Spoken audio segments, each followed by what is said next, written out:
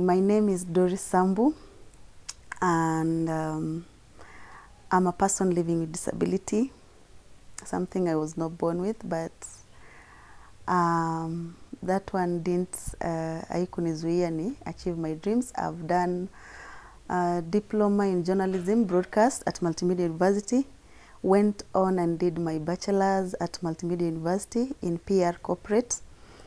What else? I am a corporate person, and right now I'm working with a company known as Onset Solutions Company as a digital marketing person.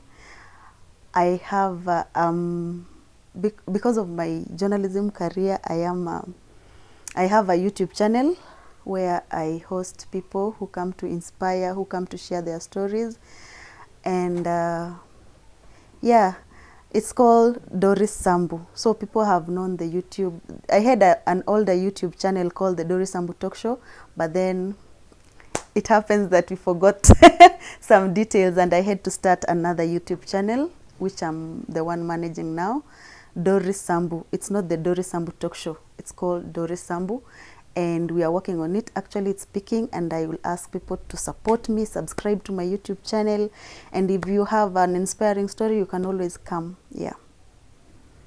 I want to thank Ebru for inviting me to come and talk about my story as a person living with disability. I want to start by saying that that was something that I was not born with. Sikuzaliwa nayo. It happened that I got sick when I was to join class 7 during December holidays, where it started like a joke.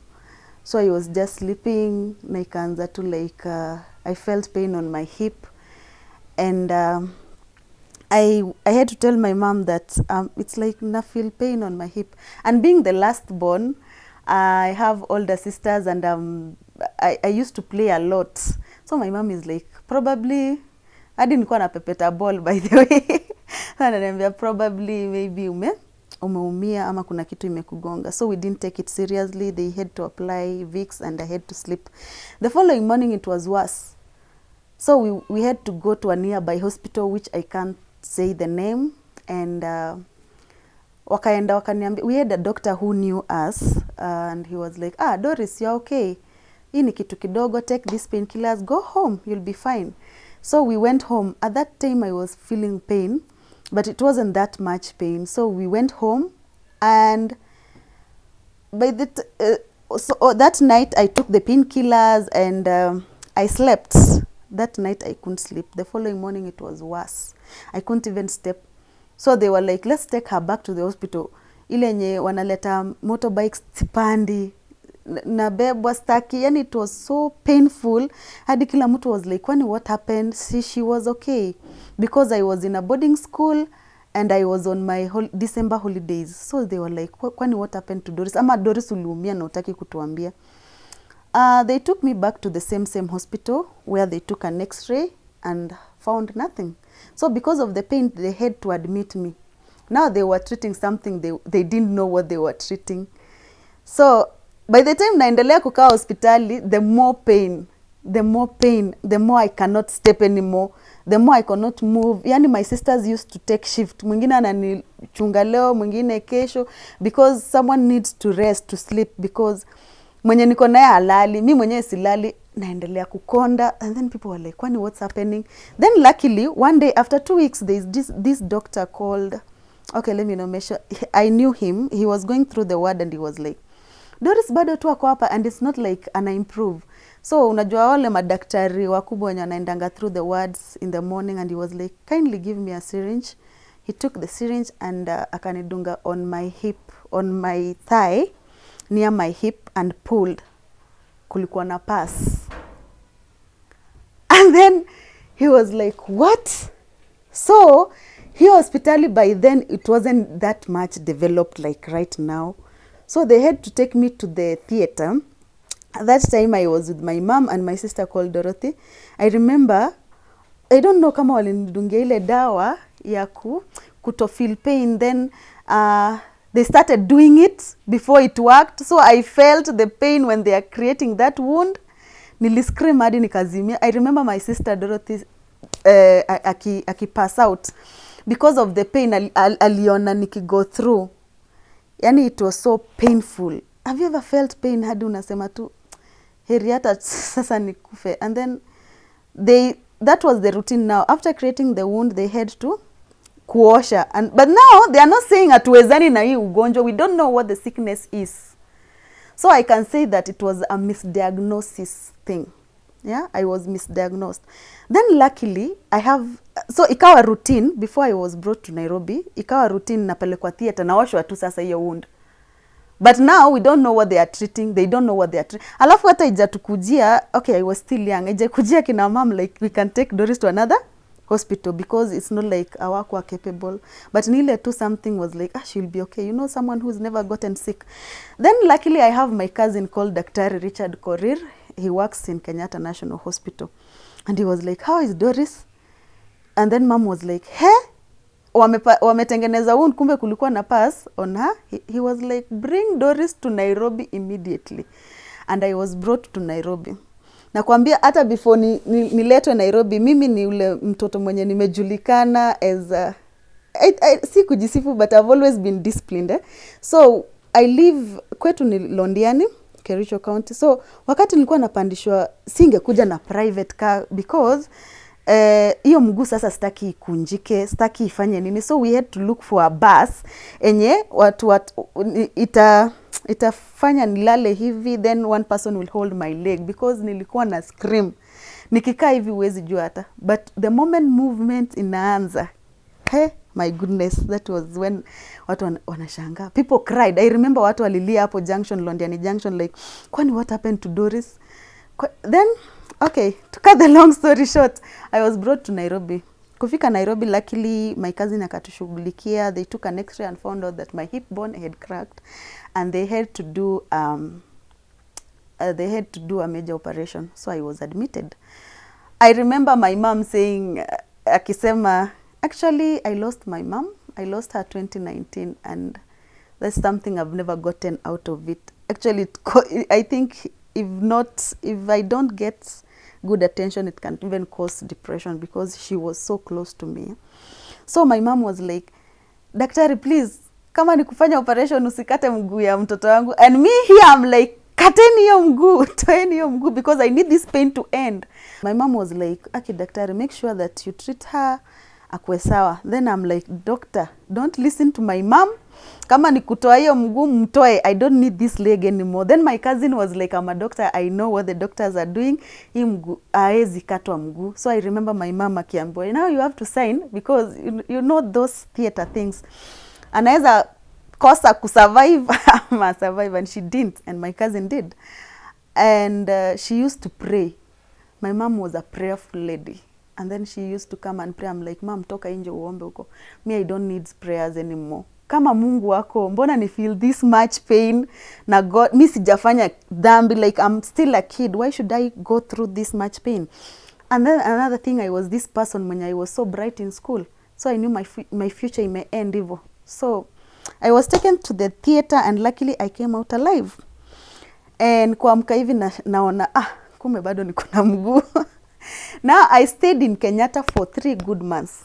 Ile yenye tu mguu, as you can see, siezi ikunja. Ile yenye tu mguu imerapiwa. Walikuwa wamefunga something, and then sijui chuma inavuruta na huko. So hawakufungua hiyo kitu mpaka siku yenye nilidischargiwa. So I stayed in the hospital. Now reality jani hit kwamba maybe nitaamuka kama nikoaje. I was happy the pain is gone. Yani that was my prayer, like this pain iende. So now being discharged was when I was hit by the reality. I wanted to stand, but I couldn't stand. I couldn't even move a finger of that leg. Then I'm asking my cousin, Simulisema, I'm okay. Then he's like, Doris, you are okay. You'll be okay. It will take just a few fissures and you'll be fine. And I was like, no, you guys lied to me. Anyway, I'm happy that the pain imeenda, but I know now that hii wheelchair mnanibeba nayo, I'll always sit on the wheelchair. My goodness. So that was, hapo ndio ikani hit. Then I'm like, I'm happy, the pain is gone. And then again, I'm now on wheelchair, you know. I was brought to my cousin's place in Rongai. And I remember I remember him telling my mom, Doris aendi nyumbani, she will stay with me until... Yani, I want to thank my cousin.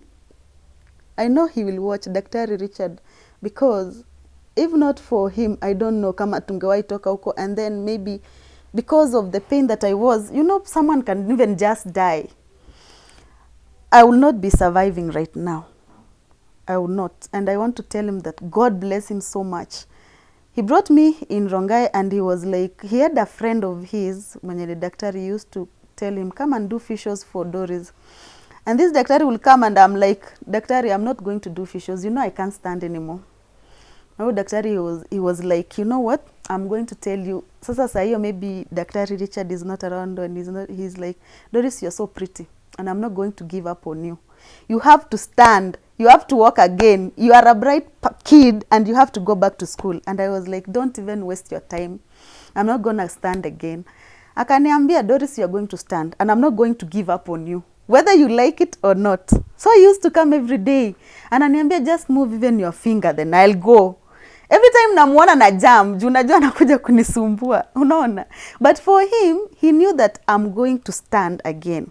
But for me, I knew, let me tell you, if you put everything in your mind that you cannot do, you will never do. I'm going to talk about something else hapo mbele. Let me just finish hapa malipa fisho kwanza. So this guy used to come, and I'm like, Daktari, just go. He's like, you are so pretty and you are bright. You are going to school, and you are going to stand, and you are going to walk. Nikaona I give up. So I hated him so much. Every time I see him, I see pain. Because fisho is so painful.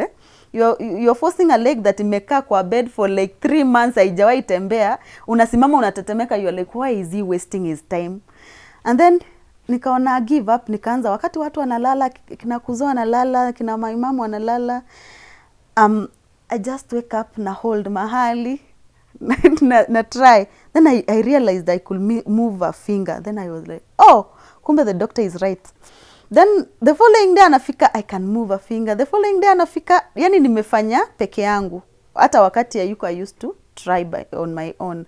And then the wife of my cousin was there. So kulikuwa na kimiti kingine alikuwa amenitengenezea. So I used to walk like this, and ananiambia, Doris, I can chase you, you know. And then I just recovered like that with the help of all of them. And my family was so supportive. All my family, my sisters, my brothers, and my mom. And I was like, okay, nishapona. And then my mom was like, Doris ashatembea sasa. So nikaanza kutumia hiyo mti, niliacha wheelchair, nikaacha hizo crutches, nikatumia hiyo mti ya kutembea hivi. And then I start holding someone. If you walk with me, you will realize tunaweza tembea, then I start holding you on your shoulder or your waist. So that is how I recovered. Then my mom was like, now I have to take my daughter home. My cousin was like, okay. We went home. You know that parental love. Yenye sasa nimefika nyumbani. Now nimetembea, but now I'm limping. Not like before. Hey. Then my mom is like, sasa mtoto haezi fanya kitu tena. My daughter hata haezi osha vyombo. Yani kusongesha kikombe na mimi ni ule mtu ningekaa hivi sitting room, naletewa breakfast. Sisongeshi kikombe, naletewa everything. So I knew, in my mind, I knew I'm a person living with disability, and I cannot do anything anymore. My cousin realized that I didn't go back to school. He came home. And that's why I'm telling you, I want to thank him so much. Alikuja nyumbani na akasema, you know what, auntie, mbona Doris hajaenda shule? My mom is like, sasa mtoto ataendaje shule? Wacha tungoje tu kidogo, tunamfungulia kitu kama boutique. Asa ataenda kuteseka, nani atamchunga? Then my cousin is like, haha, Doris is going to make me tea right now. Na nitakunywa chai yake. Mom is like, no, nitatengeneza chai, wachana na mtoto. My cousin was like, nyinyi mumeharibu Doris kabisa. Doris, enda unipikie chai. So I went crying like, yani kuzoa aone mimi person living with disability, sasa I can't do anything. He came back. I brought the tea, and he was like, you see, you can do it. Then he told my mom, siachi Doris, nampeleka Narok. He has his own clinics in Narok, and my mom was like, hataenda kukaa. Akamwambia, my wife is there, she's teaching in a certain school, na anaenda hiyo shule, na hakuna gari atapitia. Doris atakuwa anatoka kwa nyumba, anaenda day school, hakuna boarding school. My mom kuniachilia, it was hard, but at the end of the day, cousin yangu insist tukaenda Narok, nikasoma. Actually, I was index 1 in class 8. I used to go to round test, and I used to bring, unaona ukikuwa top 3 unapewa bahasha ya do ama gifts. Then my cousin used to call mom and like, mulikuwa mnasema Doris hawezi. After that nikaenda Londiani Girls High School, nikamaliza high school yangu, nikajoin multimedia campus. And I want to tell people that disability is not inability. At that time sasa, si eti nilikuwa nimeji accept. I didn't accept myself. Sasa nikaanza kujichukia. I could not even walk in front of people. Hata nikiwa hiyo primary school, before niende hata high school, na ngoja watoto wengine waende, kama yani you can remember you are pressed, you want to go to the washrooms, but unaona washrooms kuna watu wamekaa, nitapitaje mbele hao watu wanione nikilimp. I hated myself that much. I went to campus and I could not even walk in front of people. Wakati kuna rallies, kuna functions, I could just sit. Paka saa zenye sijui. Then people, unaona ile yenye unakatiwa, kuna mtu boy anaweza kuja kukatia kwambia I don't care, and then you are like stop it. I hated myself that much. Then come to campus, and then my friends wenye nilikuwa nao nyumbani, most of them left. I came to campus Multimedia University and I found great friends.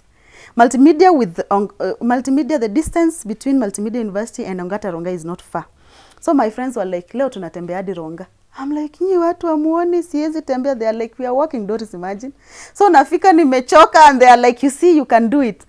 And then maybe we can go out, then someone maybe anikatia, wawache, you know, now I'm pretty, I know I'm wawache, and then I'm like, this person anacheza. I hated men so much. I felt like they were using me. So I think I pushed even people who maybe would be in my life. Kuna mwenye hata wa home mwenye aliwahi niona before I got sick, and he was like, I am going to take care of you, Doris. Just give me a chance. And I was like, no, you're not going to take care of me. I am a person living with disability and you will hate me. So I hated myself that much mpaka singepea mwanaume chance. And then now my friends made me realize that disability is not. So 2020, si kuji accept mpaka 2020 when I was working with KWS, Kenya Wildlife Service, and I was on my internship, and a friend called Trish Mativo called me. Trish Mativo is also a person living with disability, but the strength that that woman has is on another level. Trish can drive. Yani venye ana driving na mwambia enda pole pole. And she told me, Doris, we have a seminar at I think she realized that huyu msichana hajaiji accept. So nikamwambia niko job, because I knew it's a seminar of persons living with disability. What am I going to do there? Niende niambiwe ati it's not an inability. So that day nikaomba tu off, nikaenda. And there is this person, I'm going to feature him in my show very soon. Anaitwa Mr. Manyonge. He's the head of persons living with disability. Yeah, he was the speaker of that day. And he said that disability is a club. Anyone can join. That was the statement that I realized. And then when I was seated there, I realized that I can even work more than some other people.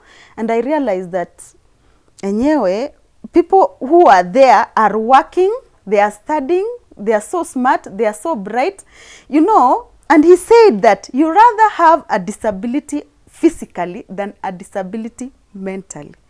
And my cousin normally tells me that, especially my cousin Richard normally tells me that, especially when I want to pray.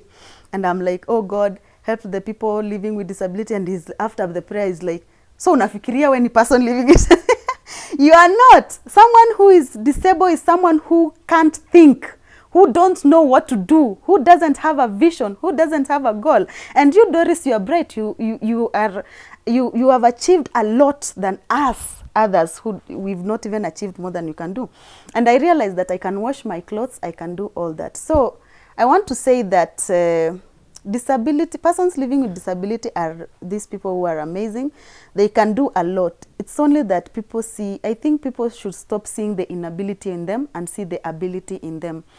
And I want to tell, what really hurts me the most is that I came to find out that, okay, I want to say thank you to Trish, because through that seminar that she welcomed me, I accepted myself. And I want to tell people, there's something that really pains me every time I'm through an interview and I have to say it the way it is. Like there are parents who've kept their kids inside and they fear, yani especially the cerebral palsy kids and you fear at what will people think at niko na a child living with disability. No, bring these kids out. You never know.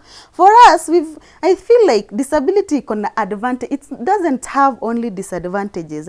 For me, the disadvantage that I have is just like I can't jump, I can't run, but I can do other things. So bring these kids out. Let them go to school. Let them showcase their talents. Yeah. And I want to, on the other side, I've never known why people, before I wrap it up, wale wanaume wenye wanakatianga wasichana wenye wako na disability, ama wale wasichana wenye they go to a girl with disability and they feel like they can just use them and leave them. Before you come to me, you've realized that I am limping. So why come to me yet you know that you can't stay with me? Yeah? I realized that there is this guy I dated and it's so bad that I have to share this, although I can't disclose, of course, the name or something. Then I realized that this guy is playing me. And he was like, I wasn't safe in that relationship. You know, when you love someone, you'll always feel like there's something wrong in this relationship. This guy told me, okay, to come prank, we wanted to know whether he was cheating. Not a prank. Okay, ilikuwa tu mtego, tumshike with my friends. I was keeping telling my friends, this guy is cheating on me, and we did a prank. Yani mtego kumwekea tumpate. You know, tukamshika. Then what he did, instead of apologizing or doing what, he was like, what was I even doing with you? You're not even flexible like the rest. You are a person. I heard that voice. I used to play it and play it and play it. It was on a voice note on WhatsApp. Someone can tell you that. Then he shares the photo of another woman with him. This is my girlfriend, you're not. And I'm like, okay, no problem. Until this date, I think I didn't even talk to him badly. He realized that he did something wrong and he's been asking for forgiveness. And I don't know even how to forgive that person. Anyway, I had to forgive. And I want to thank my friends for always being there for me. When you have a person who doesn't have a disability and later on comes and akuja apata accident, maybe a lose mguu, kuja apata, things happen. Maybe mtu a lose sight. Don't leave them. That's the time they need you the most. And I think I also want to talk about employment when it comes to persons living with disability. I don't want to let that go. For me, I've done a lot and people have seen my work and nimeachieve a lot. But you find out that there are no jobs for these people, okay? And I want to, before I wrap up, I want to tell people that in future, when you're having a company or something, consider persons living with disability. Create buildings with ramps, lifts, so that me nimewahi pata job at a 4th floor place, but I had to leave it because it's not accessible for me. You have to accept yourself, because hakuna mtu huko nje atakuja akupende. Kama wewe ujipendi, probably utaona kila mtu anakuchukia. And I want to tell persons with disability that people, kama mtu atakuja genuinely that anakupenda, whether you are a man or a lady, those are the other challenges that I went through, like I hated. And I feel like, and then now it's a risk for me. I feel like, kumbe, what I hated is true. Because I've gone through someone telling you that you are not even flexible. So I was like, kumbe, hadi naogopa. I fear, Mimi, right now, if I show you the applications of people wanting to date me, you will shanga. But I don't want because I feel like, maybe itakuwa kama the other time. So I fear dating right now. If I tell someone I'm not dating, they're like, you are lying to us. So that is another challenge. Like you fear being in a relationship, like you feel like people will just come and use you and go. And I think people should stop that. Persons living with disability are human beings like just any other person. You just have to understand them. Maybe they are just limping, maybe they don't have a leg, they don't have... It doesn't mean that they don't deserve to be loved. Mtu kama mimi sahi, I fear being in a relationship because of a relationship that I've been that didn't take care of me. Another challenge is that Employment. I was talking about employment. Like for me, hakuna mtu. Yani mi nimepita. I have 2 certificates. I don't know if I should show you. Journalism, broadcast, and PR corporate. I've worked with companies and they're like, you are doing good because I've done internships and all that.